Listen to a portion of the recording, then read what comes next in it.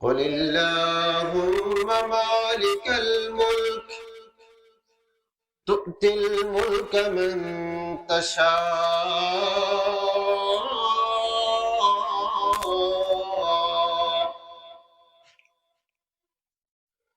সমস্ত বাদশার বাদশাকে আল্লাহ,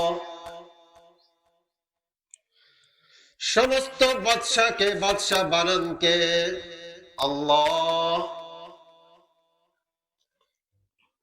সমস্ত বাদশা থেকে তার বাদশাহী ছিনিয়ে নেন কে আল্লাহ। ও মুসলমান, বাংলাদেশের মানুষ ভাবতে পারে নাই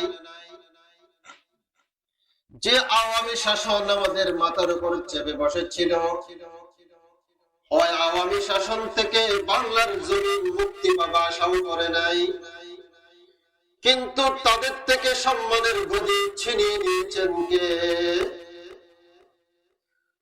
সামনে নির্বাচন হবে, ওই নির্বাচনের মধ্যে যাকে আল্লাহ ভালোবাসবেন গদির মধ্যে আবারও বসাবেন কে?